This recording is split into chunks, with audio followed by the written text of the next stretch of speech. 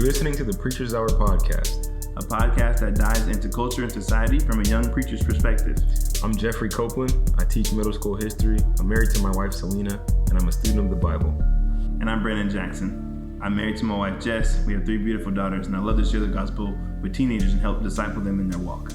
We sit down each week and have conversations about what we've learned, what we're learning, and what we think about current events happening around us. Enjoy.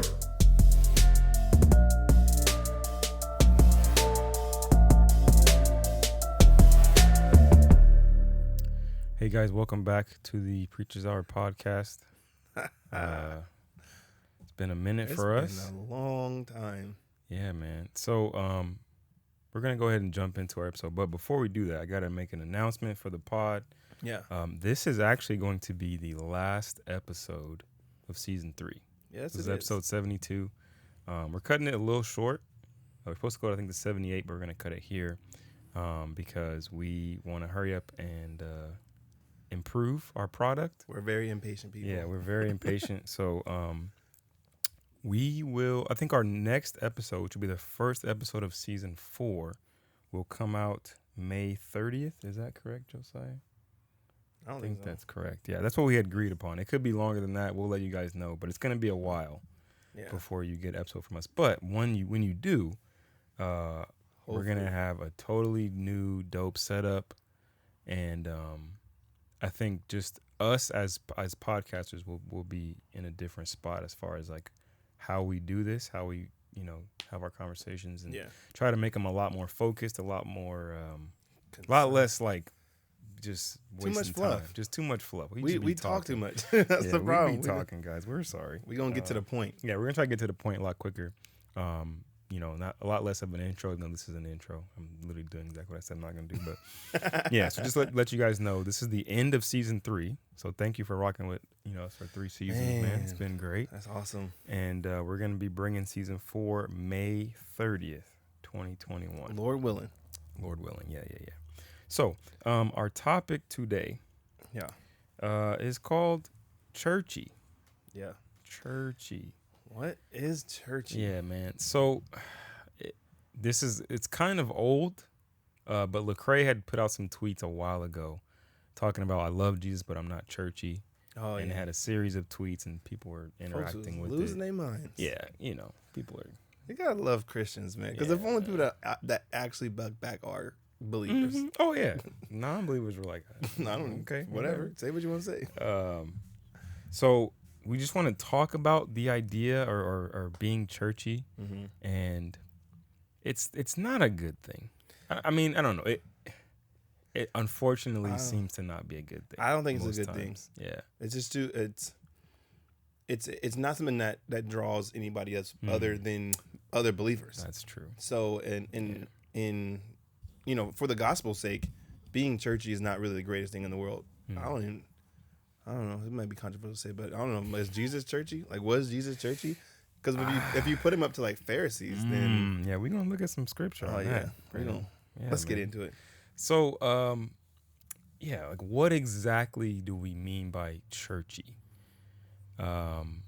Just kind of like being obsessed with church culture, quote unquote. And again, that's not necessarily a bad thing.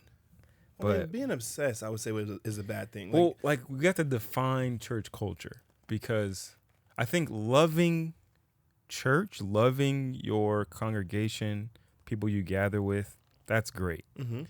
But I think there's just these little things that we do as Christians that turn people off. Like what?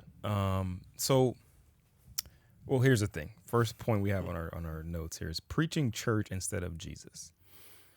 So I think we've all been guilty of this. I know I was as a younger, immature Christian. I'd be like, oh man, you got to come to my church, man. You just got to come to my church.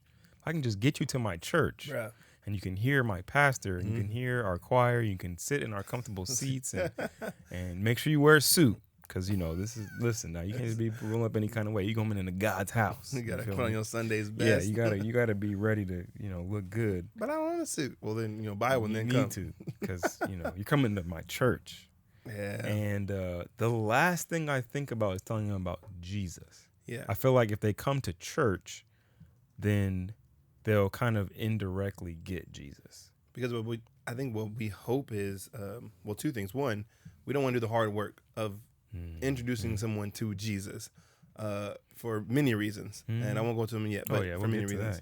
And then secondly, we always want to pass that off to somebody else. Like, we want to be able to say, I did my job. You know, I got you in the building. Pastors preaching going to get you. Pastors, deacons, deaconesses, choir folk, y'all, I did my, look, any new members now? Any new members? Stand raise up. your hand. Raise your hand. Hey, anybody new in the house? Any visitors today? Stand up. Oh, we got somebody new, and then they lose their mind. Oh my gosh! Yeah. Especially in small black churches. And let me tell you guys, just right off the bat, we're gonna be speaking probably more from a black church perspective because that's our background. Yeah. But like every church is guilty of this in their own way. Yeah, 100%. And so, yeah, man, just growing up in black church, and again, people have good intentions, they mean well, but I think it's really important to preach Jesus, right? Like to give people Christ and say, hey, man, like, you know, now that you have Jesus, it's important for you to gather with other believers. Right. We do it totally backwards. Yeah. Absolutely backwards. Yeah. Because it doesn't make any sense for someone to come into church and try to find like Jesus there by being invited to church. Because the idea is like when they get there, they should already be like, oh, cool, this is what I've been looking for. But when you just invite, and this, I'm not gonna lie, I've invited people to church and they've had a terrible experience and they're like, I'm never coming back. Oh, yeah. And then because I invited them to church, they were turned off by church, which then turned them off to Jesus entirely.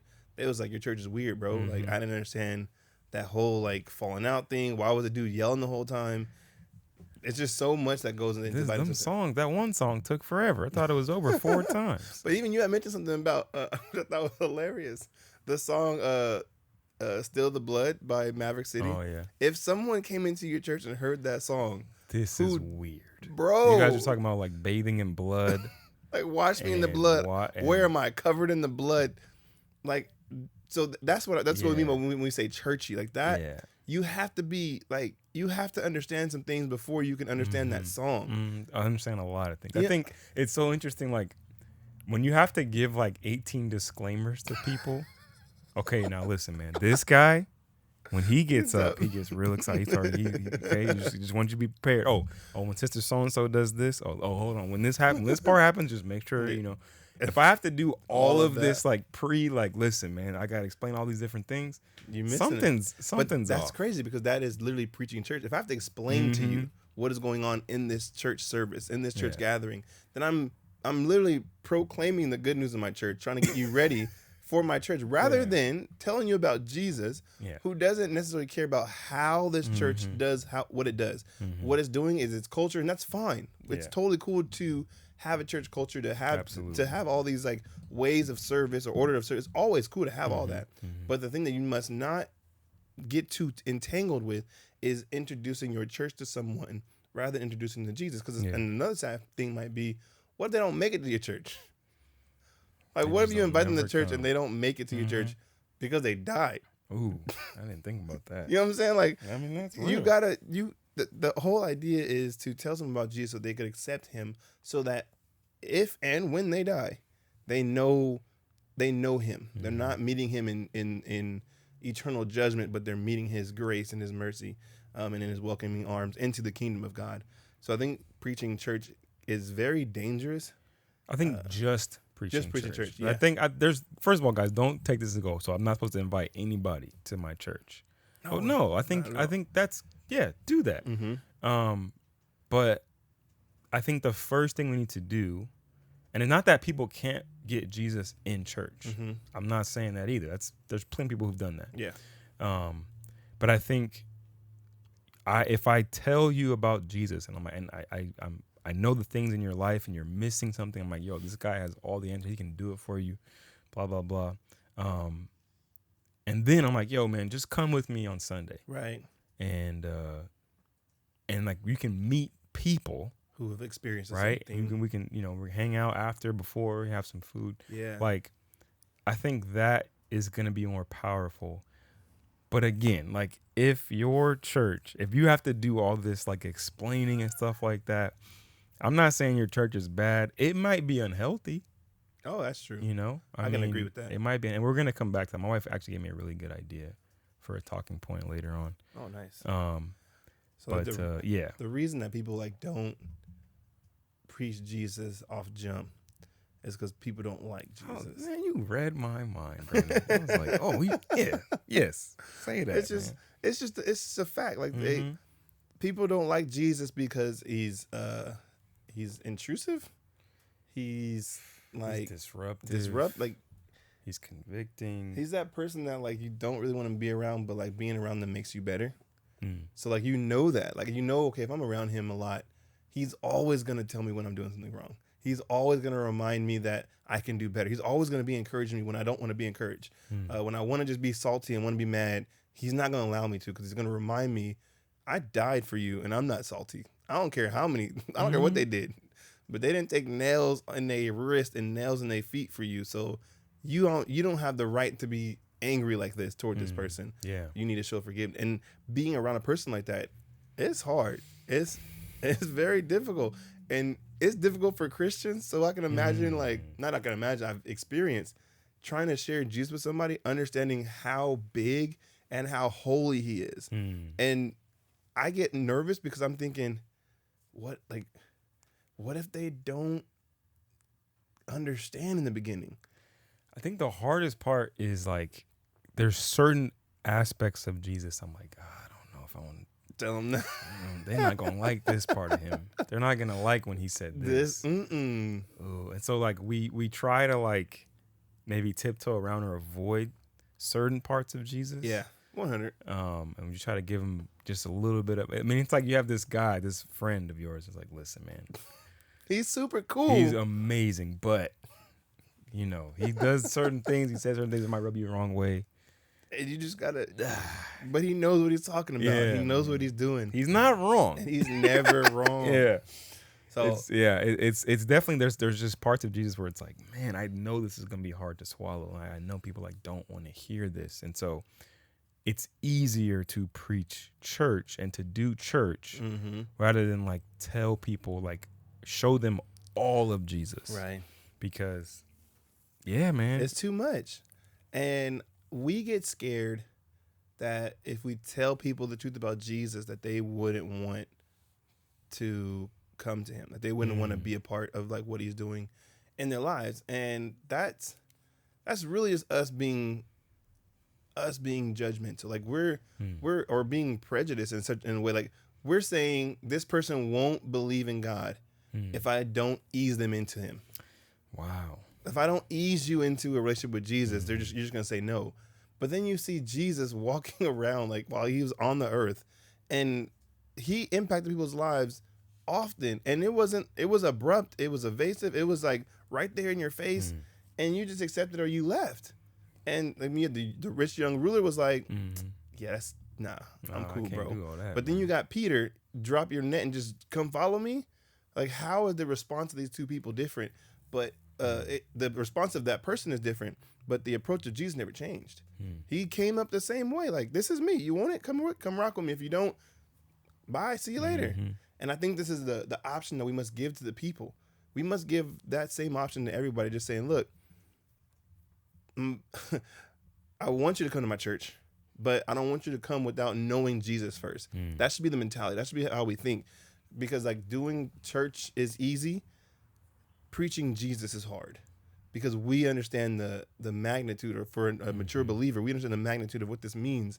But we also understand that it is the one thing that these people really do need. People, okay, don't take me the wrong way. People don't need church more than they need Jesus.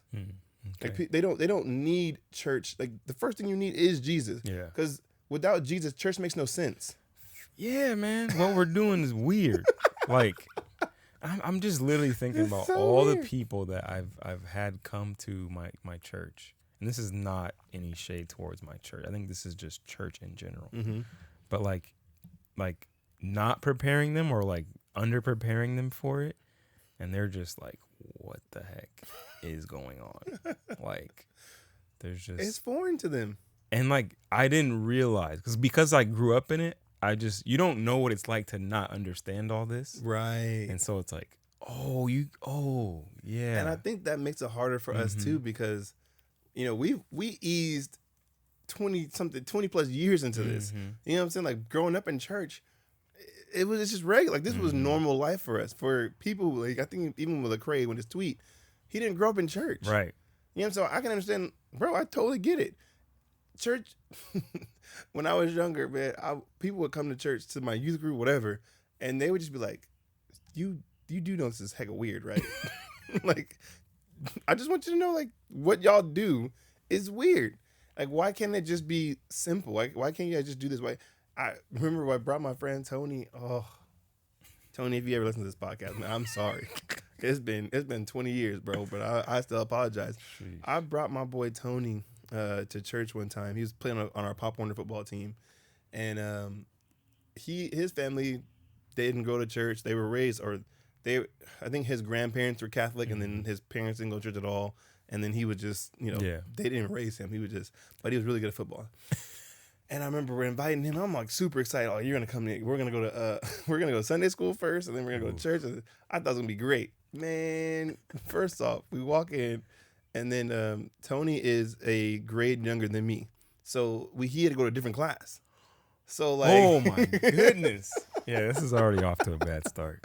So I remember like getting to the church, and they was like, "How old are you?" And I was trying to get him to tell him like that he was in the 5th grade, not the 4th grade, but he wouldn't listen. And he was like, "I'm not gonna lie in church," which I was like, I respect that. Like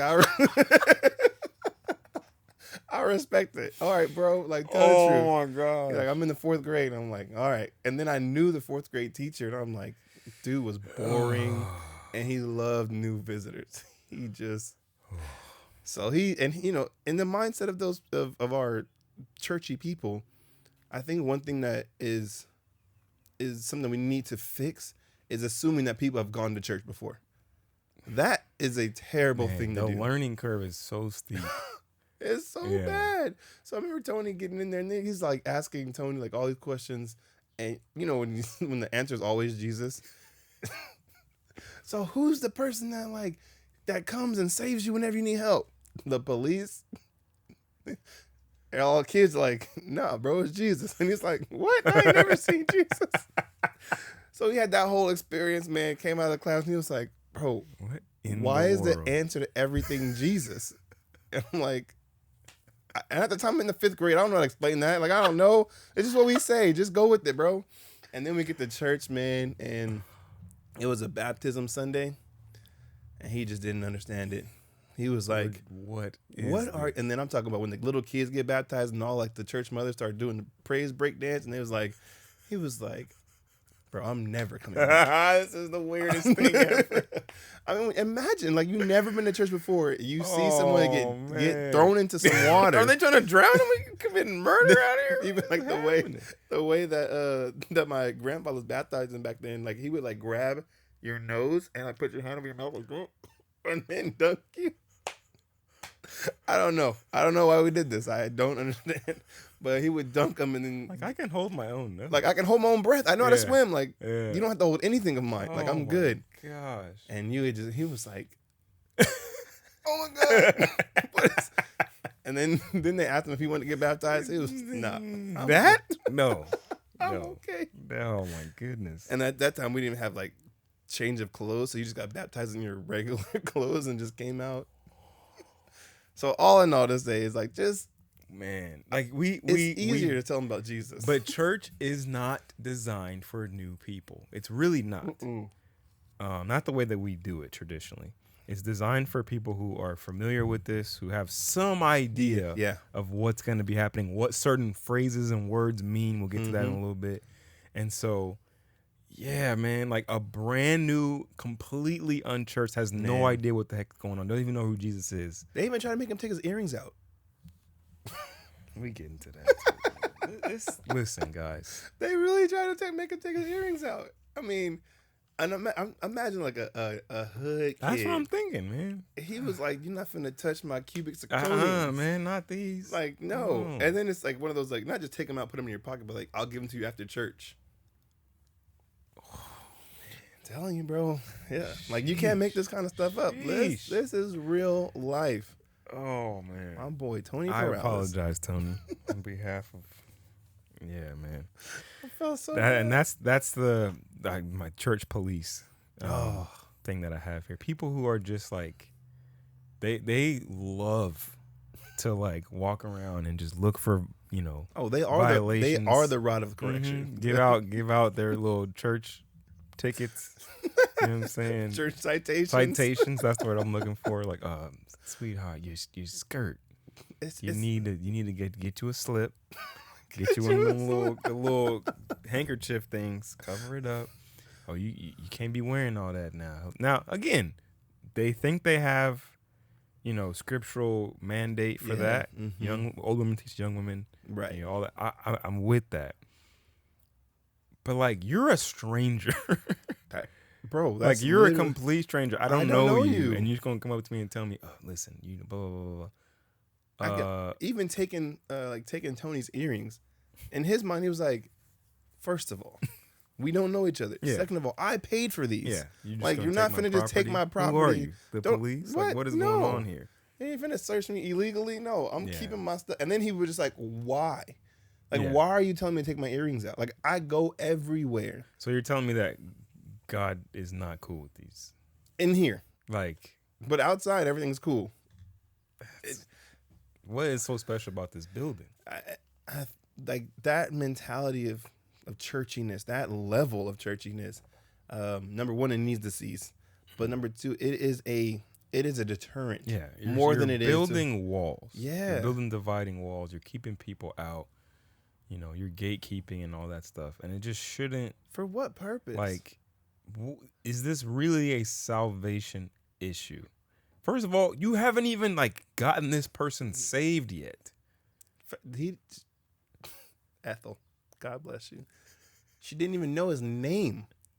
She didn't ask the boy's name. She just said, Hey, young man, you need to take your earrings out, and I'll give them to you after church." You don't even know. How you gonna find me after church? He was the only Mexican kid in the whole church.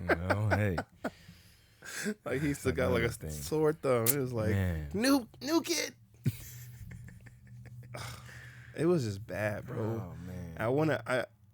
And it's sad because what I want to do, I really want to find Tony and be like, bro, I sincerely apologize, because I don't know what that did for the rest of your life. Mm-hmm. This one experience could be the thing that nah, bro, church is weird. It's been weird since I was in the 4th grade. Mm-hmm. They separated me from my best friend. And then this weird guy. They didn't know the answer to any questions. They just kept saying Jesus. Then I have a cousin Jesus. I don't know why they keep. No. And he don't show up to nothing. Man. I'm telling you, bro. So bad. There's so many things. Okay, so it's so bad. Talking about what we're wearing at church. I remember I've said this probably many times on the pod in different episodes, but does it really matter what clothes I'm wearing to go to this place?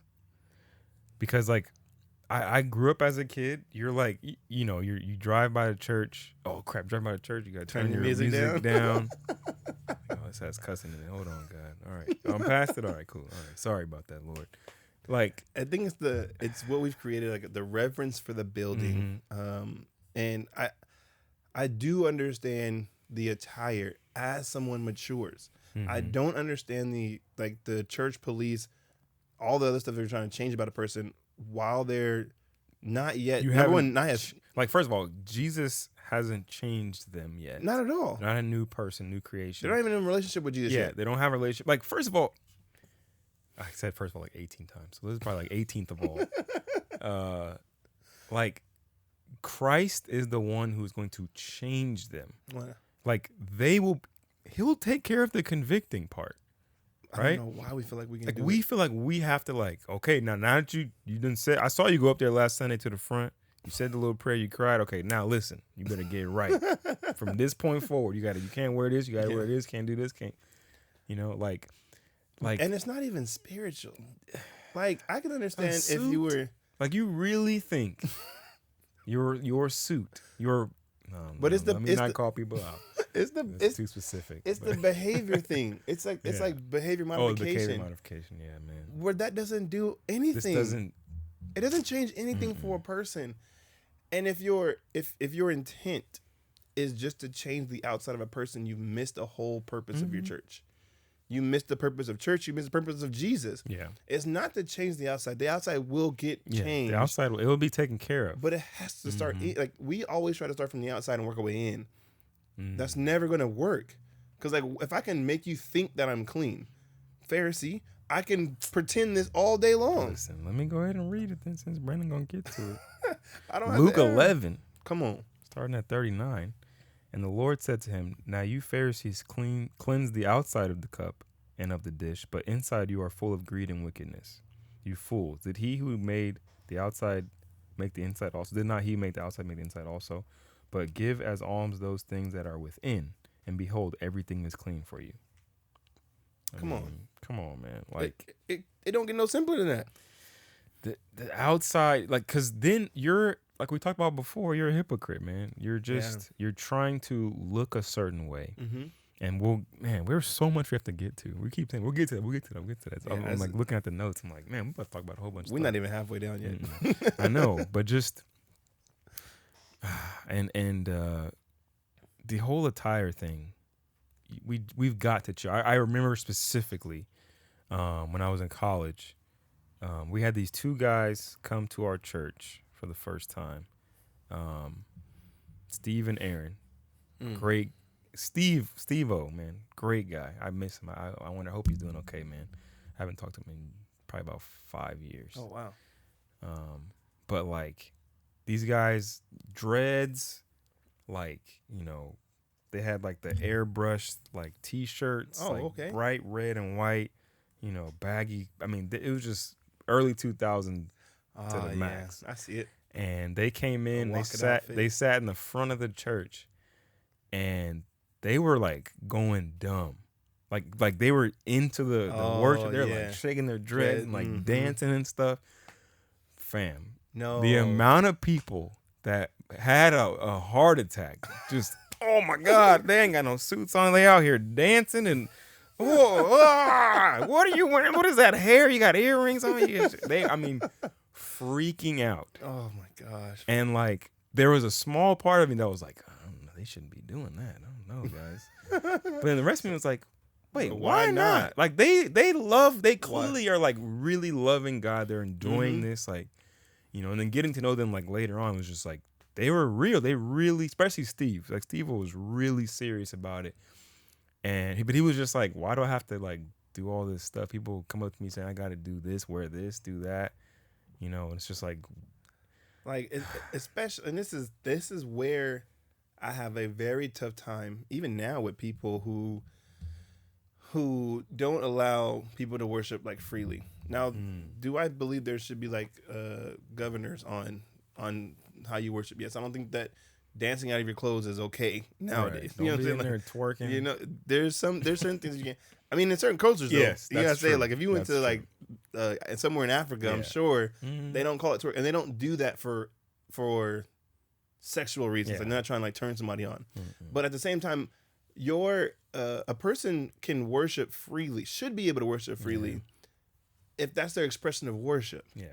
If they are trying to disrupt, then that's different. Yeah. But I don't think Steve-O and Aaron were trying to disrupt anything. Like they were listening to the song. And my thing is, when I look at believers now, I feel like we're way more free. Like I feel like we have a lot more. Like back in my grandfather's church, I mean, even like they encourage dancing, but in your section, like you couldn't get into the aisle and dance. You couldn't like walk around the church. Like there was no moving. Like if you wanted to go ahead and put a little gig in it, you better keep it elbows length. Like you do not step outside your hips. Tape. Don't go outside the box. When I look at now, even in TG, bro, when we worship, there are moments where we'll worship like in place. There's moments where we'll sing super loud together. There's moments where we'll dance a little bit. There's moments where we'll be prostrate People on the floor. The ground. Yeah. But it's a mix of everything. Allowing that that spirit of worship. And one thing that I've even learned from Sean, who was on the podcast a lot of episodes ago, but he's the one that taught me that no matter where you go, like you can be you when you worship. You don't have to conform to whatever church you're at. So he came to Flipside and worshiped the same way at Flipside like he did at his own church. And it was like, bro, like they're not ready for this. And he was like, I don't care if they're ready. We're worshiping God right now. Like this is God, and there's no way you're gonna hold me back from how I'm gonna express my love and gratitude to Him. Amen. We don't, and we do it because we will tell people stuff without understanding their story. We don't know why Stephen and Aaron danced like that. You have no idea what they could have went through the night before. Yeah, you know what I'm saying? Like I understand. They had a rough past. Both of them had very, you know what I'm saying? Great testimonies. It's just, man. And so that kind of gets to church demographics, because different church congregations are gonna understand things differently, right? So going to a black church, Sean there'd be no issue. Not at all. Right? He'd be all out. But when he came to Flipside, which is a mostly white church, they were uncomfortable. You could feel it. I was even like, hold on, Sean, listen. Like we're in the front. Like they don't do that. My dude stepped out the aisle and was singing. I need more room. And like Sean can sing, like he can hold a tune, but he can't like sing. My dude was on the corner like, I don't care. And I love how the fact like he does on purpose too. He goes to the speaker so he can't hear himself so that he could sing even louder. Yeah, man. I was like, this dude is phenomenal. Yeah, man. But he didn't care. And it's like, I had to catch myself like, wait, why do you should be doing just like that. You should be like just as into because in your spirit God. You want to. Yeah, man. You want to just lose it. And so, yeah, man, we had a worship night on Wednesday. Oh man, it was dope, man. Like the worship team. Shout out to Jared, who's on the pod talking about worship. Shout out to my boy J-Dub. His mom played the keys. She killed it. Pastor Jeff played the drums. Allie did a great job singing. Dylan's on the electric guitar. Jason Salter was on the bass. Like, what? Shout out to all you guys. Had a whole dude. I didn't know you had a whole thing. They did that, wow. And I was like going in, and then I got to speak like halfway through. Yeah, and I just kind of like just told the kids like, man, like, why are we up here? Why are we doing this? Like, why are we having this night? Is this like just an entertainment concert? And it's just like, and I read a couple Psalms of just like how great God is. Psalm 40. It's just like, I'm not gonna hold back and telling the congregation what you've done, God. Like, I'm gonna make sure I tell everything that you've done, how great you are in front of the congregation. I'm not gonna hold back. Oh wow. And this other Psalm, Psalm 18, like how he's like rock, fortress, shield, like all these amazing things. And then I asked him, like, does God need us to worship him? Ooh. Does he need worship? Is he just insecure? And then I read this Isaiah, I think 25, and it was like basically like, sing, O heavens, O mountains, forests, and all the trees in them, like, worship him.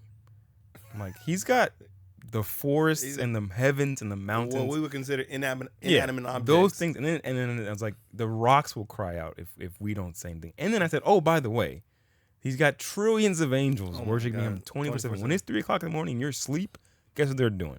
Worshiping. Telling him how awesome he is. Right? They don't ever stop.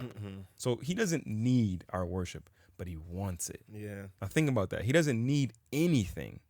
I quoted from As You Find Me, like, who am I to think your glory needs my praises? But if this broad breath is yours, you can take it.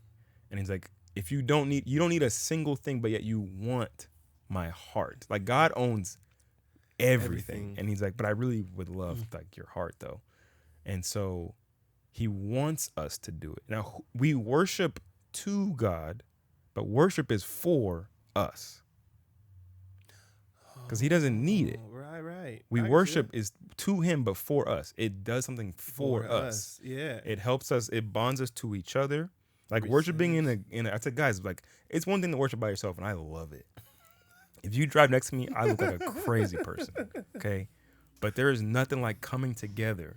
Yeah. With fellow believers and worshiping together. 100. Singing loud, like, just going in together. 100%, bro. And so, like, this is an opportunity. And I asked him, like, do you guys even look forward to worship? Because on Wednesday nights we have we play a game, and then we do this weird thing where we stand here and we watch these people sing songs and we clap at the end, okay? And then we go to small group. Then there's a sermon, and we go to small group, and we go home. I'm looking forward to seeing my friends. It's like, I feel like worship is probably the thing you look forward to the least, and it shouldn't be. I was glad when they said, "Let's go to the house of the Lord." Like, oh my gosh, like they would be shouting and singing on their way to, like not even there, on walking up, they're celebrating. It's like, this should be the thing you look forward to the most. I get to go worship with everybody. But even not understanding that the whole gathering is a worship. Yeah, man. Like thinking that it's like broken up into sections. But specifically, my focus was on music specifically. Like worshiping God through music. Yeah. Worship is a life. That's what Romans 12 is all about. My whole life is worship. Yeah. But God gave us a gift specifically with music. That's why we had the Psalms. Most of them are songs. And so being able to worship him with each other, no matter what we're going through, no matter what's happening, like this is an opportunity that you guys have, and like you're not taking advantage of it. Yeah, and that's what sucks, man. You have this, like, I don't know, maybe it's just me, but like worshiping through music is probably my favorite way to worship. Oh yeah, period. Like, I love it. It's for us. Yeah. In that sense, like it does something. It helps us let go of like all the stuff we're dealing with, and it helps me like refocus and like and reorientate my my focus back to God. Yeah. Even where my issues and problems seem like, wait, why was I tripping? Man. Why was I? Wait, what? Man. No, okay, God, thank you. Thank you for letting me worship you to remember how big you are. Remind me of like of what you can do. I mean, and you know, I had a terrible week. Yeah. And my wife going through a lot, and so the songs hit different. Every song was like I was like, oh, okay.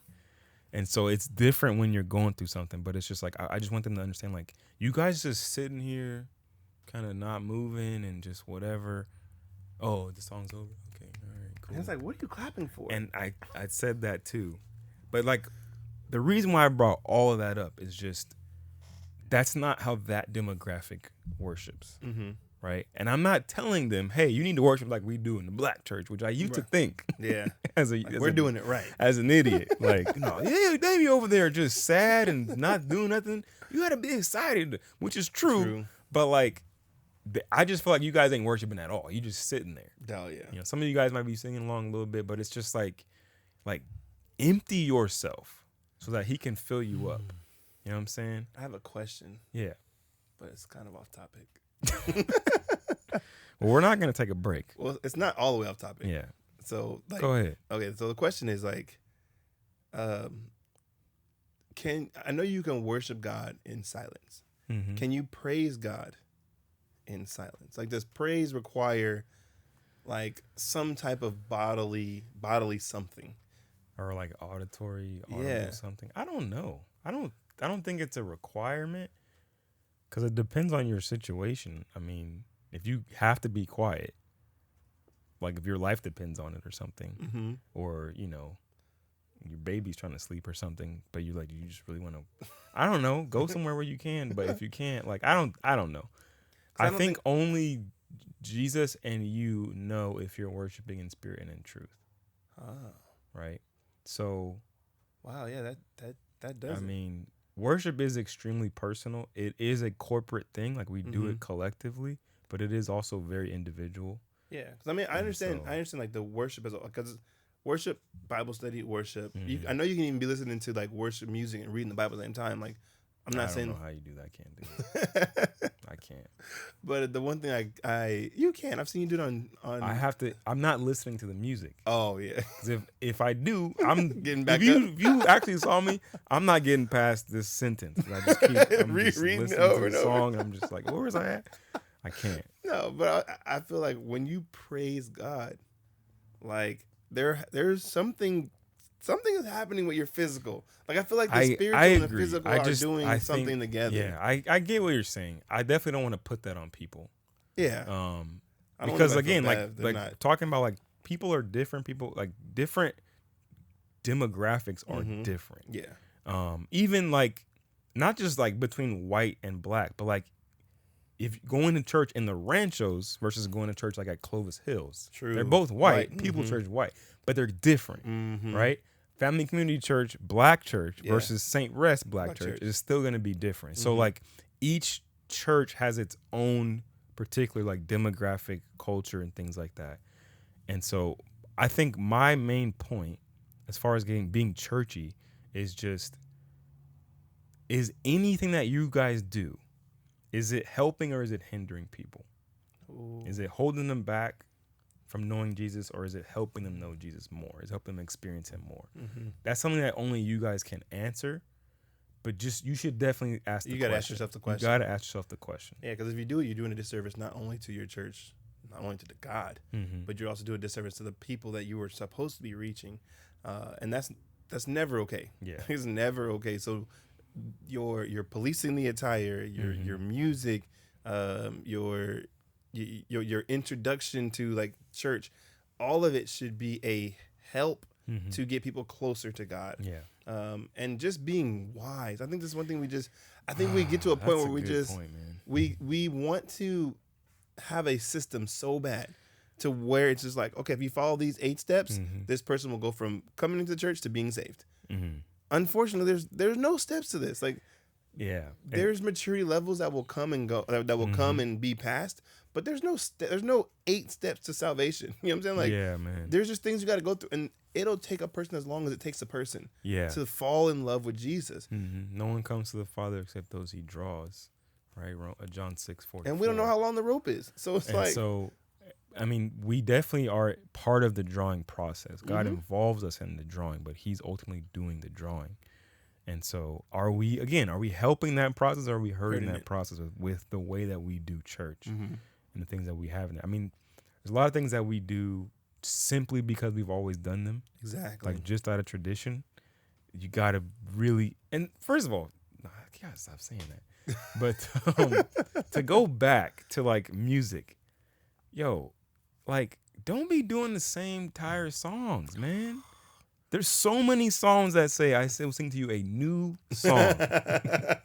Like a new one. And we might, well, people like, the reason we do these songs, people know all the words. Everybody knows the words already. Well, they had to Bro, learn they'll them. learn. They'll learn.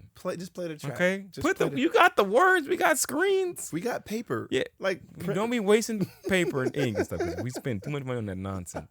Just you can get an app nowadays. Everybody can that's get true. an app. I mean, it's too easy now. Yeah. Okay. Everybody can get an app. Shazam that mug. Put the stuff. Yes, but I mean, if you have a church app, you can put the words on Oh, there. that's true. Yeah. Sorry, come on, guys. Like, We can grow up in that department. but we got to make sure we are challenging ourselves to like go deeper with God Mhm. as a group. Yeah.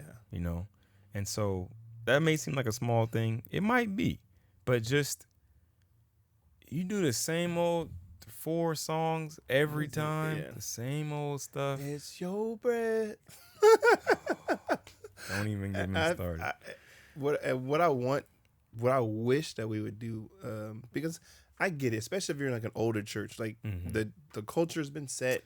Yeah, And it's, this is the same old song. I grew up on this song right here. Look, I love Glory, Glory. I love this song. I love it. It's a good foundational, doctrinal song. But fam, we have to move further. There's so many songs I'm thinking about right now. I'm not even saying past it. You can still come yes, back you can to this. still come back to I'm it, saying we man. just got to go further. If Kurt Franklin can make new songs, Come on, with the same voice, Come with the on, same man. hit me. Like, come on, we have to get better, and I say that because the generation, especially Gen Z, will not that they will not. It's going to be difficult for them to resonate with those songs. and not to like you know, there are traditional like hymns, and Mhm. there's a lot of history and stuff that goes with these songs. So again, we're not saying throw them away. No, not at all. But like you gotta make sure. Here's one thing I gotta shout out Flipside for this. They are very intentional with the songs that they sing each Sunday. Like Pastor Carl has some input. Like when he starts a new series, he'll pick a song that, like right now they're doing Relentless Love. So there's a Hillsong United song, Your Love is Relentless, that they play either before he preaches or after, because it fits with the like about. Everything is coming together. He's very intentional about what songs. So when he was doing Scandalous Grace, he sang this song. I think it's called Scandalous Grace by Hillsong. So it's just like, you know, putting that thought into it because you're trying to help people connect with God, with the Word, with everything. I think that's important. Very. You know, we're just gonna sing these songs. You know, just gonna sing. I like this one this week. You know, yeah. I don't know, but that goes into like being churchy. Being churchy means we are so stuck to this that we will not change, not even for the gospel's sake, not even to say like Paul says like I become all things so that that I might save some. Like if Paul is changing in order to save some, why can't you? Like why do you think you're like your traditions and your traditions and your rituals and your songs and your preaching styles, like why do you think that you need to hold so tightly to that? Is it because you really believe that this way of doing church is the only way to do it? Or are you so, two things, insecure that you don't want to try anything else? Or you are so immature that you do not try anything else? These are questions that I had to ask myself. Like, sheesh. When I first came to On Ramps Covenant Church, bro, I preached my first sermon and a student told me I was boring. I remember you telling me that. He was like, "Do I have to stay in here? Like, where would you go?" He's like, "I just want to be here." What's wrong? You're boring. Oh my God, crushed my whole little spirit. But I came to the youth group preaching 3 points in the conclusion. And I didn't even know these kids. I had no idea. All right, cool, you're hired. Cool. When do we start? Saturday will be your first time. You know, what do I do? Just preach. Okay, cool. I came from a Baptist church to a hood church. Like, it's a totally different demographic. Totally different. And I could have chosen to stay the same and been churchy and been like, nope, they're just going to learn these churchy. I would have 0 kids to preach to. I had to develop a relationship and then learn how they learn. Like as a under shepherd, in the sense of being a youth pastor, there's no way that I can just come in and be like, oh, this herd has been here forever. Just change everything. Change the route, change the watering hole. No. Like there's things around here that are familiar to them. Let me learn these things, find the route, and find the best way to do it, and teach new things at the same time. And that's one thing I applaud Patient. He's come into Flipside, the youth pastor role, and he's changed a lot of things. And there was some pushback, there was some tension, but there will be that. Yeah, and you're gonna face that. But like when your intention is like, I'm trying to do what's best for you guys to help you grow in God, in your relationship, I think that's super important. I'm about to read this, but can you look for Mark 7:6-9? Oh, yeah. But one more thing I want to touch, which is very small, but I think it still drives home the point about being churchy. This is Luke 11, verse 42. But woe to you, Pharisees, for you tithe mint and rue and every herb and neglect justice and love and the love of God. So they're worried about procedural things, but they're missing like big things, right? Yeah. These you ought to have done without neglecting the others. Woe to you, Pharisees, for you love the best seat in the synagogues and greetings in the marketplace. I think that is hilarious, man. Oh, hey, Pastor so-and-so. Oh, hey, prophetess. Oh, my gosh. First of all, the seats thing, I'm just like, listen. I didn't think that was real. It's a real thing in every church. Every church I've been to, people have a seat, and it's like, yo, you can't sit here. Someone tried to give us a seat. I remember you told me that. And I was like, what? This is literally everywhere. It doesn't matter what demographic. Like, this is happening at every church. This is this person's seat. You can't sit here. It's worse in the black church. They be aggressive. Oh, yeah. I remember Lord bless Ethel. If she's still alive, I don't know if she's still alive or not. She was super old when I was a kid. But, like, she had her own reserve sign.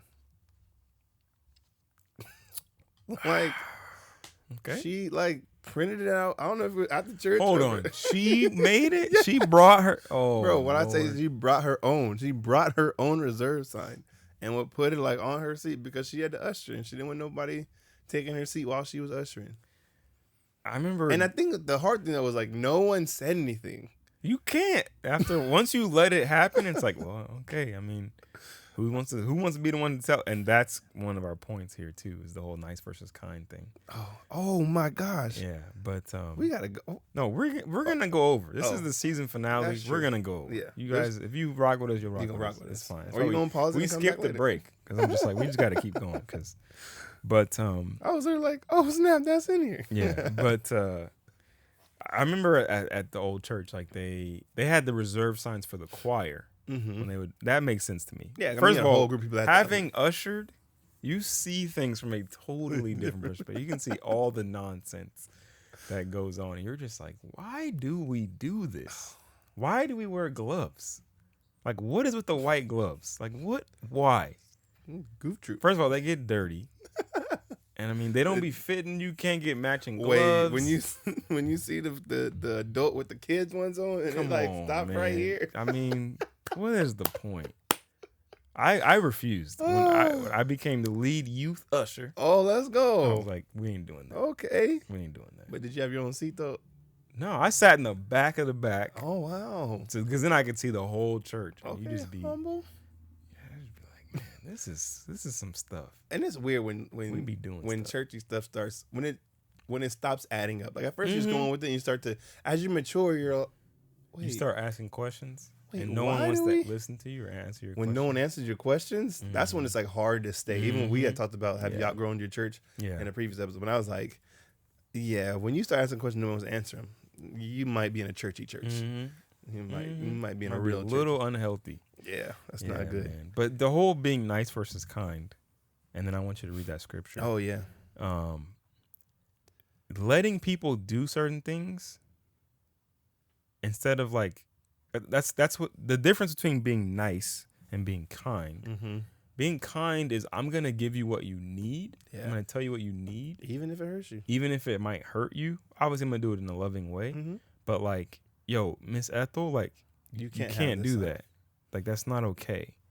Like this church is open to everybody. These seats are open to everybody. Like, nobody owns. You don't. And the Your sad tithe does not go to your like membership fee to pay for your private But the spot and sad your own thing parking. was- People get like that in parking spots too, man. Oh, bro, I've literally seen people like get not. I mean, they didn't fight, but they was like, "Hey, man, like I park here, We park here. I pick her every Sunday," and the person be like, "Well, I mean, it was just open. I didn't think it was a big deal." It's a It's parking lot. Like, it's like, well, can you move your car?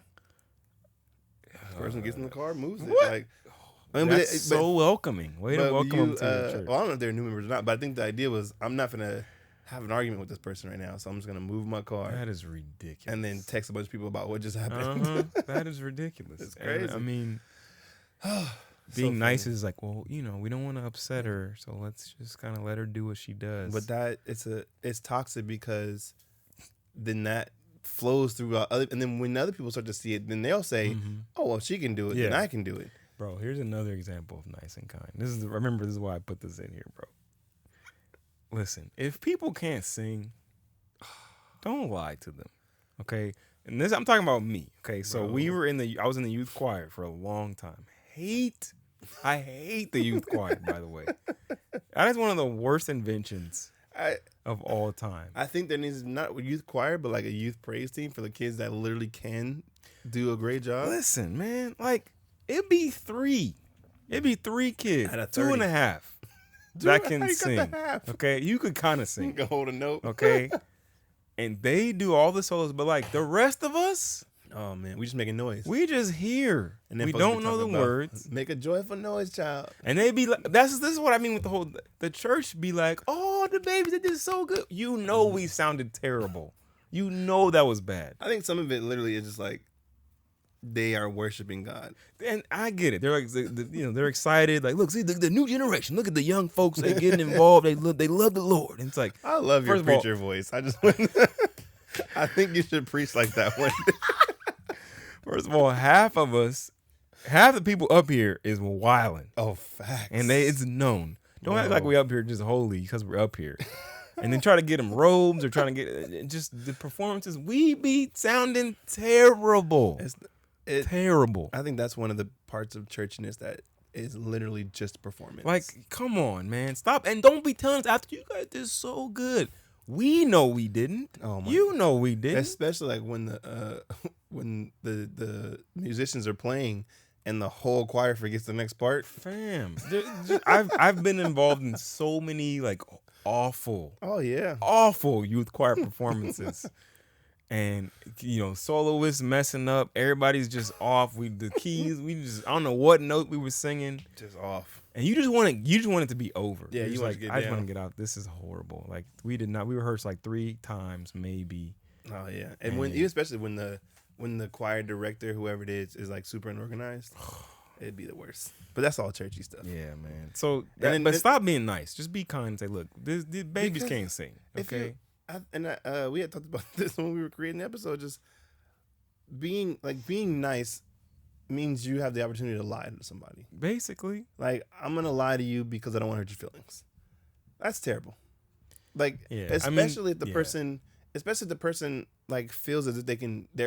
If they your believe lie is helping them, giving them a false sense of reality. Oh my god, that's not okay. Because it's one thing to like hold back information. Yeah. Like even God did that for Abraham. Like he didn't say everything. I'm gonna leave some stuff out. Sarah said some stuff. I'm not gonna tell you everything she said.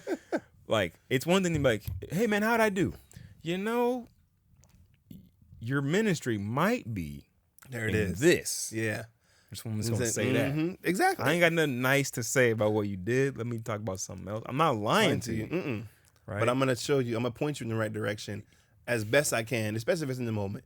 Now, the thing that I've seen that has been like really, really bad is when people, especially in the black church, when you have like preachers get up and they can do a lot of shouting, they're really charismatic, or they're really boring, or they're horrible communicators.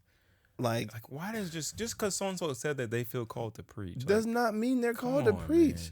And I think this is where kindness and niceness collide harshly. Yeah. You can't have a person who is not just like can't preach, but like unwilling to learn, unwilling to be taught, just thinks that like charisma alone will like get them by. Man, you gotta be taught. You're being nice because I've seen the opposite where like you don't have any charisma. Like you have a weird kind of shaky voice or like a squeaky voice or like, and not that those things are like needed to be a good preacher. But like you've got to be able to be an effective communicator. You got to have some authority in your voice. If people like aren't trying to hear you, you're not helping. No. Like I mean, and we just know your sermon prep, all that stuff. It's just, come on, man. This person is not. This is not it. It could even be you're not ready. Yeah. But because we're so churchy, we want to present so much. We just want it's a presentation. We want so many presentations. We want to show people, look, we got 14 ministers on the roster. Well, only 2 of them can preach. Yes. So do you really have 14 ministers, or you have 2? Man. Like, and the rest of them are just following suit? Is it when so and so gets up and the church hears about it and no one shows? No one's there, or it's very light, or it's like, oh man, so who's preaching? Oh, man, like let me tell y'all, bro. Let me tell y'all, bro. In black church, okay, there's a chair. There's a certain seat. Oh yeah, right. And so the choir starts. And the ministers haven't come out yet. They're still in the locker room. They're still getting hyped, going over the game plan, going over the film and all that stuff. And they announce them starting 5, and then like probably about the second song, that door opens and you just wait. Trying to see who the starting 5 are. Who about to start? Who about to preach? Who bringing the ball out? Okay, so they all come out, they take their seats, and then the last guy comes out and sits in the seat. As an usher, my job was to like make sure that they had this tray of water and mints and like napkins and stuff. I had to go up there before service started and in between services to make sure everything was stocked. So I go up there. I have the whole list of the itinerary, what's happening in service and stuff, order service. But man, when you see that person come out, you be like, so and so, dang. And there were the times of people who could preach really well, and you're just like, oh yes, he about to. Okay, cool. Okay, cool. All right, cool. And I mean, I think both of them were really bad. Like overhyping up people and then under. Yeah. But if the issue is unpreparedness, unreadiness, and unwillingness, that person needs to be told the truth. Yeah, and you being nice is not helping them or the whole congregation, right? Smaller thing, like how many people get solos that cannot sing? Like you have, but they really believe it because people tell them, "Oh no, you sounded great." Y'all know that didn't sound good. And that's the thing about when I even want to think about Jesus. Like Jesus was not nice. He was very kind. He had a lot of compassion. The kindness of the Lord baffles me. But he was never nice. Like, I mean, there are things that he would say, and you'd just be like, whoa, what? All right, Why Jesus. would you say that? What about being politically correct, sir? No? They're not going to come to church now. But then you see certain people receive that and be like, man, I appreciate you for telling me the truth. I was so glad when someone told me that I was not good at something, especially like with football. Like my brother played football, my dad played football, everybody in my family was into football. I was not good at it. I just wasn't. Like it wasn't what I was good at. And I was so glad when my dude, Marvin Parker, I'm telling you, man, I'll never forget this guy. Marvin Parker and John Hardman, the two dudes they were senior players. JV's season had ended because we didn't make it to the playoffs, and they brought like half a JV up to, which they just do it out of formality. It doesn't mean you're gonna play at all. You just dress out and you can be like, oh, I got my varsity jersey. Yeah, everybody's like, oh, what? Trash. I'm still the same person. I'm still the trash person who was on JV. The outside of my cup looks different. Come on, man. Come on. That ain't changed at all. Ain't changed. I remember when we were in practice, man, and John Hardman and Marvin Parker were like, hey, bro, like, why do you play football? And I was like, oh, man, I've just been playing since I was a kid. And Marvin just looked at me and was like, is there anything else that you would want to do? That's such a kind way to say it. Like, is there anything? You're trash. Is there anything else you would want to do? And I was like, actually, I never thought about it. I just kind of been following my brother this whole time. And he was like, nah, think about it.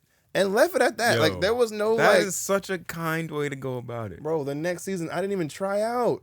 I was like, I'm finna go find something else. Look at that. And I found the wrong thing. But I remember moments like that when people would just like see that something's not going right. And instead of living into the lie of your reality that you think you're good at this, where someone would just be like, you know what, this ain't your cup of tea. I'm sorry, baby girl, but you can't sing. I'm sorry, young man, but preaching is not for you. Maybe it may have, like, the Lord can do whatever he wants with you in this season. If you want to learn more about the Bible, bro, come on. Come to preacher's class. Come to come study as much as you want. Yes. Maybe you're a Sunday school teacher or a Bible study teacher, right? Maybe you can do some other type of thing with the word, but like getting up here in front of the congregation and proclaiming, it's not your thing. It's not your thing. You can write. Maybe you can write the curriculum. Yes. Or you can organize certain like. There's other ways to contribute. Maybe you're the person that helps the minister like clear his thoughts or get his. One thing that our brother Patient does for me is like when I have to preach, I'm running things. I mean, he's a preacher too, but I run things through him, and there's other people that are not preachers that I will conversate with and be like, hey, like, does this make sense? And they'll be like, oh, yeah, for sure. Or no, bro, like you got to read this first and then read this first. Now, would that work here? Oh, no, that's not what he's talking about. That could be your lane, but always assuming that someone's lane is the front. Yeah, I think that's the churchiness behind it. Yeah, because we are obsessed with like putting something out. Like we gotta be in like we're front rappers of or something. Yeah, we gotta be a new up album in front. It's like we gotta have stuff to show. Yeah, we're such a show. Can you read those verses, man? Oh yeah, before man. I forget. So Mark 7:6-9. Mark 7:6-9 says, this is the NLT. It says, Jesus replied, "You hypocrites! Isaiah was right when he prophesied about you, for he wrote, 'These people honor me with their lips, but their hearts are far from me.'" What do I go to? 9? Yeah. "Their worship is farce, for they teach man-made ideas as God's commands, or as his commands from God. For you ignore God's law and substitute your own traditions." Then he said, "You skillfully sidestep God's law in order to hold on to your own traditions." Skillful, I have mastered going around what God has said Mhm. to where it still looks like I'm doing The what God has said. traditions of man. Like this is how, see this pamphlet our church wrote. This is about certain things you gotta. Okay, So, but what's so the just put this word right say? in between Yeah. Romans. Yeah. Just a little insert. God forgot to put this part in there. We're just gonna add that. We're gonna add this in there for because Yeah, he missed it. Mm-hmm. Oh, that's a tough one, man. Yeah, man. That's a tough one. So, 2 things I want to finish with. One of them is funny, and one of them is a little bit more serious. So let's start with the funny thing, and then we'll end with the serious thing. note, So the funny thing is the church words, man. Like certain phrases and things. Again, these are things that I feel like are barriers to people. We've got to realize that our vocabulary sounds really strange to people who don't know, and that should be like one of our main priorities. Is like, again, our church should be built for unchurched people. Yeah. This is not a country club. This is not a club for people who are already familiar. Mm-hmm. Many of our churches, when we start new churches, they're literally we just go take other people from other churches and bring them here who are unhappy with their church, and we just bring them here. So now we have a new collection of old believers. Yeah. So we've got to be more intentional and be more thoughtful about, like, how does this look and how does this sound to a non-believer? Mm-hmm. Because and even sometimes though, even like the term non-believer, this is one of the things where I'm like wrestling with now, because I have people in our community who actually do believe in God. They just don't follow Jesus. Who are not. So they're just not followers. Christ followers. They're not Christ followers. So like to say non-believer, it could be extremely offensive. Yeah. Because the person does believe in God. They do believe that they may even understand, like, they're all jacked up. They just don't know the answer. Like, oh, I know I'm terrible. Like, I'm hoping that God lets me in. Well, let me tell you how you can actually get in and know you can get in. Yeah. So they're not non-believers. Yeah. They're just not Christ followers. Correct. So even now, I think, man, like, how do I, especially if I have like a new students in my class. So on last Saturday, we had new students, or not last Saturday, 2 Saturdays ago, new students show up. I didn't know who they were. I didn't know if they went to church. I had no idea who these kids are. So in our conversation as we talk, I'm making sure I'm not saying non-believer because I don't know who they are. So what I did emphasize is, if you want to be a follower of Jesus, that was like I just changed it all up, because if I was talking to my students, I'd be like, y'all are our believers. Y'all not following Jesus because you're doing X, Y, and Z. I know those kids. The kids that I don't know, I have to say and I have to mention not following Jesus and make that distinction. Our church words, and some of them are just really weighty and heavy and don't make any sense. They have a lot of baggage. Some of them can have negative connotations now. Yeah. So, I mean, a couple examples, right? I mean, saying like covered in the blood. That might be weird. Huh? Sounds really. Have you heard of AIDS? It sounds really unsanitary. COVID? Come on. Yeah. I mean, here's one that I hear a lot, and we've talked about this, but just saying brother and sister.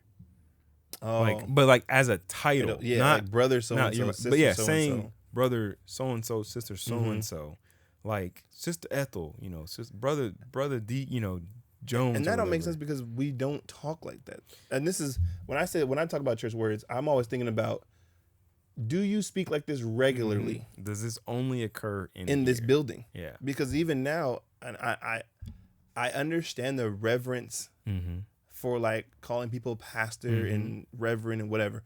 I understand that. I don't like reverend. Yeah, reverend. I don't think that's a good one. Yeah. You only reverence God, so that's always weird to me. But I get the respect factor and sometimes even the clarification for people who don't know who this person is. So you say pastor so and so. Yeah. Oh, this is the head pastor of the exactly. Business. Yeah. But I'm starting to realize now that those are church words. Most people, when they think of pastor, they just think of they don't like. Sometimes you'll think about, okay, you're the head of the church, but sometimes you'll think, well, this is a teaching pastor. Well, what's the difference? Oh, this is the so-and-so pastor. If you're introducing them, okay, you could probably use that title. If you're introducing yourself, I don't know if you should use the title. Like, I feel like using the title when you're introducing yourself, it can be bad. It can be showing like I'm important. The people without titles are not important. So if you need anything, talk to me. Or actually, if you need anything, don't talk to me. Don't talk to me. I'm busy too for big. that. Yeah, I got too much going on. So I say like our church words, we just need to use wisdom. Like know who you're talking to, know who your audience is, and try to understand where they're coming from and what it sounds like for someone to say stuff like this. Like, I think it was Patient told me a story that they went into the group homes and someone was talking about reconciliation and sanctification. I think that was him or John. I can't remember. Yeah, they told me a story, and I'm like, you went to go tell a group home kids who don't go to church, who are not required, barely go to school. Yeah, and you want to use words like reconciliation. No, it was inheritance. It was inheritance and sanctification, and it's like they don't know what like they've probably never heard the word in their life. Like not even in a Bible context, just in a regular context. Like, I mean, their parents even for ain't me, giving them inheritance, bro. I ain't got no there. You know, I think I was probably like 16 when I feel like fully realized what inheritance was, and then I was probably like 17 when I realized the spiritual aspect of inheritance. Yeah. But it wasn't something that was easy to catch, and I grew up in church. Yeah. Imagine not growing up in church, and then like sanctification. What does that mean? Oh, it means you're being set apart. What? From what? For why? For who? Try to speak English. Yeah. And I think it was so many, and you have to use another word to define a word. It's too much. You being sanctified, you being holy and righteous and even blessed and highly favored. Even righteousness. I think that when you hear the word, you can probably say it means good. Righteousness means good, but it means like way more than that. Yeah, it's being in right relation. Exactly. It's relational. So when you're speaking to an audience who doesn't understand this, if you aren't churchy, you will be able to adapt and change and to be able to say what you need. If you are churchy, you're probably going to be stuck on these words. There's nothing that's sad about this. Is sad. A sad thing about being churchy is that you yourself understand the word, but you can't teach. You can't articulate what the word means. And I think that's a huge problem in churchy churches today, where so many people know how to use the word in a sentence, but they cannot articulate what the word means. And then they try to do it, and they just kind of make a mess of the whole thing. So you try to explain sanctification, you try to explain reconciliation, but you don't really know how. So you just start saying things that come to your brain right there in the moment. And that's probably not the best thing to do. You got to be more prepared to speak to people who don't understand. For sure. So talking about being blessed and highly favored, we're going to end with the serious thing, which is church has become kind of like Instagram. It's become a place where I was talking about this with my wife today. It's just a place where you look like you have it all together. You can't look like you got issues. You can't look broken. Yeah, you can't look broken. Can't look sick in the hospital. Yeah, and you know, we use these family terms like brother and sister. Some churches even call the pastor like father or whatever, which is kind of strange. But we don't actually behave like a family. Because first of all, even a little bit. Yeah, not like, even a little bit. My wife said this. She's like, families know the issues that they have. They don't act like they're not there. And if they do, everybody would say that's an unhealthy family. Like, they're not healthy. They're just sweep stuff under the rug. They're not acknowledging certain issues. Like, a family can go, hey man, you know Uncle so and so is homeless, or you know so and so they're going through a rough time in their marriage, or like we gotta help. Like a family would actually is able to be open about their brokenness and not be ashamed of their brokenness. Not try to hide behind it. I mean, even if you do, the family's like, bro, there's nothing to be ashamed about. Like, we are here to help. I remember when I was going through extreme issues financially, and I had to tell, like, you, Will, Greer, Patient, and at first I was like, really like, dang, like, this is terrible. Like, I'm a father. I got 3 kids, and I shouldn't be in this position. But the only way that I'm going to get out of this position is with help from my brothers who were financially stable Yeah. to teach me how to be financially stable. I remember that whole ordeal, and I remember how ashamed I was. But then I'm talking to you and talking to patient, just hearing, bro, like, how are you going to get better if you don't actually address this issue? We don't look at you any different. You need help, and we want to help you. Yeah. But if We're you don't your ever brothers. say anything, Yeah. I can never help you. So if you're going around here, if you're if you're in a church and you're sick, and everybody can see that you're sick, but no one says anything and tries to help you, And they try to act like you're not sick, I mean, first of all, the reason why they're doing it is because they're trying to act like they're not sick. right? Everybody lying. And everybody's just trying to Everybody being nice. make sure the outside of their stuff looks good, inside is all jacked up, Hold up. but it's like it's taboo to be like really going through something. Like, hey man, you gotta get it together. You actually crying in here? Like, come on, man, it's not the place for that. Come on, bro, get up. Yeah, Stop. like, You're making or go everybody. to the back. You're or making look everybody else feel uncomfortable. uncomfortable. Like, where does that? I mean, I can't stand the fact that we want to pose brother and sister. We want to pose brokenness is okay here. Mhm. You know, bring your faults to the Come altar. as you are. We want to say all these Mhm. things, but it's just like Mark 7. Mhm. Like, you say these things with your mouth, but your heart is far from Yeah, man. not just God, but even These the people. Because it's like, come as you are, but make sure you come in a suit. You know what I'm saying? And make sure you take them earrings out, cut them dreads, And you sit know, still. Don't wear a hat. Oh, Don't wear I remember one time I was wearing hey, young man, take that hat off. I was like, first of all, I grew up in this church. I'm in my 20s. I'm not some little kid, big dog. Like, Big dog. I was like, It's deacon. no, I did take my hat off. I know you did because you're But respectful. I was like, I hesitated. I was like, But even, I mean, why? it doesn't mean. And a lot of that stuff just stems from just the culture of like the 50s and the 60s. Like, That's true. that's just like That's very true. you just, and it's funny because it's like a military thing where you walk inside and take your hat off. Take your hat, yeah, because Yeah. the only way you keep it on is if you're carrying, I think. Yeah, so you would just keep your cover off. That's not it's not a biblical thing, not that I know of, to like not be able to wear a hat indoors. Like, it's just, I don't know, a respectful thing, which is funny because you and Josiah both have hats on in this garage. Josiah took his hat off. I think we have to get to the point where we could just be on, like, Yeah, don't just try to make it show the highlights. Like, show real life, man. It should be the main Man. place you can come and be real. you should be the most real at church. Mm-hmm. You should be able to come up there and be like, yo, I'm trying to tell y'all, like, I am going through it. Like, my car got repoed. My kids is out of control. I don't know how to. And I think when you do that, then people start to find ways to help you. Mm-hmm. But if you never mention it, no one's ever going to start to even look for a way to help you.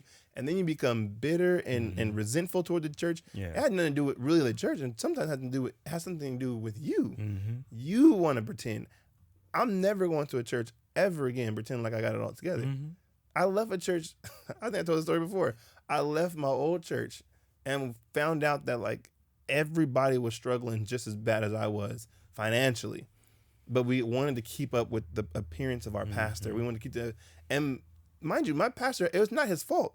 He had already went through all this. He's 50 years old. He knows how to manage his money by now. We were all in our 20s trying to like live up to that esteem. My dude driving a Buick Enclave and some of that stuff brand new off the lot. We trying to keep up with that in our 20s. Bruh, if you don't get out of here, just broke self. Like, just be broke and tell people. But then also tell them, I'm broke, but look, I got a peace that passes all understanding. I'm broke, but I got joy in my soul. You're using so many church words right now. A peace that passes. A piece of what? Look, it was funny because I didn't understand that until I was like grown. I was like, what does that mean? Oh, when all hell's breaking loose, you still cool. Yeah. I had no idea what that meant when I was a kid. I was like, Yeah, man. they don't know what they're talking about. Peace that passes. Peace don't pass. It stay right there. I've got a completeness. I've got a wholeness. Man, I When got a things are soundness about myself. Crazy. I'm still whole. I'm still complete. Mm-hmm.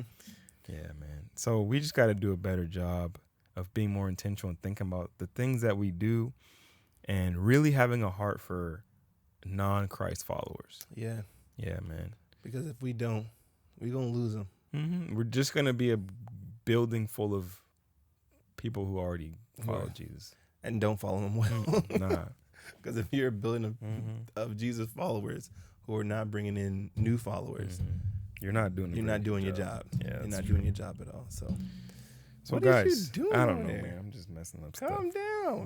But, Trying to end the podcast. This dude is loud. It's like that kid's like when you watch like band movies and like they drop the cymbals, then the drums fall, and then that's you right now. That kid is hecka disruptive. Listen, guys, I'm not all the way sanctified yet. He's gonna get there. But guys, thank you so much for rocking with season 3. This is the end of season 3. Yeah. So this will be out Sunday? Yeah, the 2nd, May 2nd. So you're going to be hearing this as early as May 2nd. Yeah. And then we will not be dropping again until May 30th. That's subject to change. Yeah. There's a lot of stuff we got to do. Follow us on Instagram. Yes, please. If you're not following us on Instagram, you should be. If you're not following us on YouTube, subscribe to us. You should be. Yeah. If you want to help us out, be a Patreon. Oh Be yeah. a patron, man. Just, help us out, man. But we're definitely gonna take this thing to a whole new level. Our set's gonna look different. Oh yeah. And excited. just the way that we do things, we're gonna be a lot more focused. I think a lot more intentional about our audience and our messaging and just the way we do things. So Yeah. So stay tuned, yo. yes, please stay tuned. Thank you so much for being with us this whole time through all of our ups and downs For and every day our one out growing there. pains. Yeah, man. Hey, if you've been there since season 1, episode 1, look, you a true Yo, one. we love you. Shout out, let us know who you are. We'll shout you out when we come back, because Yeah, man. that episode, season 1, episode 1. You guys are very nice. You should have been kind. Should have told us how terrible it was. But they saw us growing, so they're yes. like, you know what? I We see something in appreciate it, this. man. So Yeah. So we're gonna get up out of here, guys. Check out our previous episodes. And stay up to date with everything that's going on with us. We love you. We're praying for y'all. And we'll see y'all